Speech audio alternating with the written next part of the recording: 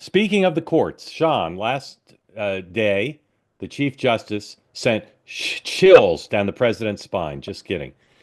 I would say Chief Justice said something the president could not have cared less about. Put out a statement saying the reaction to federal court decisions you don't like, the appropriate reaction is not to call for judges or justices impeachment. What impact will Chief Justice Roberts' missive have on our political and policy debates going forward, if any? Well, I don't think any significant. I think that it's probably Dan's side that will grab onto this and say, this may be one of the areas that they, grab onto and say, even a Republican appointee to the Supreme Court is questioning him. I saw that yesterday. I will say this. There is a different. I mean, the president has a right, and I think not just a right, but I understand his frustration with the judicial system. And so to say we have, there comes a point at which we impeach people, that's actually the process, right? Meaning if a judge goes awry. And so I kind of find it fascinating, the analysis of this, right? Which is, if he had said, we're going to fire these people, we're going to haul them off to jail, that would be what, you would say something happens in a rogue country. Using the actual constitutional system to air your legitimate grievances is actually what the Constitution sets out. That is the framework. If you have a problem, you sue somebody, you go to court. The only thing I'd say about that is it's typically not be seen as a way to resolve policy disputes. Typically, impeachment and removal is for, taking a sack of cash or. So that's what impeachment's for. I think the Democrats missed that memo last cycle, because that's what impeachment's for. So when I just remember when President Trump took that, like when you storm the Capitol, that's what a high crime and misdemeanor is we don't like what you did, or we don't think district court judges have authority. Sorry, Dan, I didn't mean to steal your lines. By the way, impeachment is, by the very definition of it, a political tool. That is what it is. Yeah. And again, all he said, just to be clear, is I don't like this. I will follow the law. But that is literally what the law says. If you don't like it, there are avenues to express your legitimate grievances. Dan, incorporating your answer to this, who do you think Justice Roberts' audience was for this? History, Trump, somebody else? No, I think it was both. Look, one of the things about judges is they usually don't respond when attacked, right? Decorum and kind of the rules of the game are that the judges don't get involved in back and forth.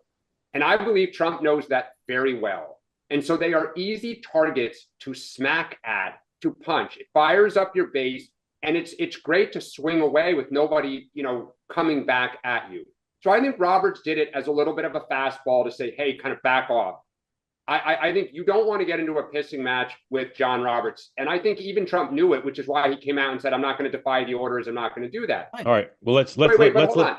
But to say that the judge in this case is a lunatic and he's rough on me and he's not kind of playing ball with me, that is not the role of judges. Okay. You don't impeach a judge. Yes, Sean, you're right. That is the process. It is when there is high crimes or misconduct by a judge, you go after them, or a president. If there are high crimes or misconduct, you have that fight, right? If the standard is, I don't agree with you, I can tell you now that when Democrats get back in power, say goodbye to Alito, say goodbye. Like, we will go after everyone then who overturned Roe versus Wade, because the country's with us on that, right? So, I mean, if that's what we're going to do, again, let's just be clear. Let's just be clear what we're talking about. The president expressed his frustration. Okay, yeah, but then he said, we should look at impeaching them. That was the next statement, because I don't like their rulings. I mean, that's what you're doing. If that's where we're going. Okay, so let's just go through everything that Democrats have said about the court when Chuck Schumer said we should go after Gorsuch. You guys, I mean, not you, Dan, but obviously. We did. But okay, so he hasn't impeached anyone, but yet we're going to have a whole conversation about what he means. But when the Democrats say something, we should take it with a grain of salt. Sean, I said this yesterday, and I've said this for weeks. When Democrats have talked about packing the court and changing out justices, we have been attacked and lost. It's dumb. The American people have go back to FDR. They've never supported that. So when Trump says something like that, he is going to take heat, and he Sure, should, sure, sure. and No, I think he knows it. Just to be clear, I think, again, all the case that I am making is not that I'm encouraging or supporting the impeachment of judges, which is that someone who has dealt what he has had to deal with in terms of the weaponization of the judicial system to express frustration is not crazy. And so far he has done nothing but express that. I think right now, I actually think they will run through the appeals process, and actually a sane judge will agree that the executive has the right to do certain things to protect the country. Right. But I understand his frustration. I think Roberts is in over his head, but here's what I think the issue is. And I agree with you, Sean, that you know, this is all politics, and people can say stuff, there's First Amendment, etc. The problem is that co-equal branch doesn't have an army, right? If people aren't going to listen to their rulings, it's a big problem for our system. It's one of the weaknesses in what was designed. And we've never had a president defy them in a way that created a constitutional crisis. What I think Roberts is concerned about is if you're going to run them down and say they're illegitimate, then people can start defying their rulings, not just the president, but corporations, individuals. We can't be in a situation where they have to enforce their rulings, or the Justice Department has to enforce their rulings in a way that requires coercion, because that's a slippery slope. Now, for those of you who happen to not watch Laura Ingraham every night, here's Donald Trump last night. I don't think this means a damn thing, I'll say, because Donald Trump could say something different tomorrow. But here's what he said last night, quite definitively, eventually, about whether he would ever defy a court ruling. Apparently, I got Laura warmed up here. Circumstances would you defy a court order? Well, I think that, number one, nobody's been through more courts than I have. I think nobody knows the courts any better than I have. I would say the chief judge does, but nobody knows them better than I have. And what they've done to me, I've had the worst judges. I've had crooked judges. I have judges that valued Mar-a-Lago at $18 million because that benefited his case, because he wanted to see me convicted of something.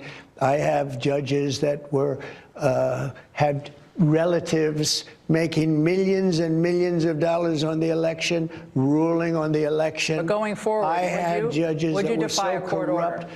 Because we all know that, and that was outrageous. I never did defy a court order. And you wouldn't in the future? No, you can't do that. However, we have bad judges. We have very bad judges, and these are judges that shouldn't be allowed. I think at a certain point you have to start looking at what do you do when you have a rogue judge. The judge that we're talking about, you look at his other rulings, I mean, rulings unrelated, but having to do with me, he's a lunatic. All right, Dan, does that mean anything to you? I mean, look, again, he's working the referees. He's stoking his base. I have never heard Trump lose in court or have an unfavorable ruling and say, well, I have a lot of respect for that judge. Every single time he trashes the judge, he trashes his opponent. He likes to create the us against them, good, bad. It's just what he does. I mean, it's almost like admirable as a political athlete that he's just always on that front foot. But it's obvious as day what he's doing. Sean. There you go. Those were the actual words. I've never defied one, and you can't. Full stop. Yep. Okay. Let's see.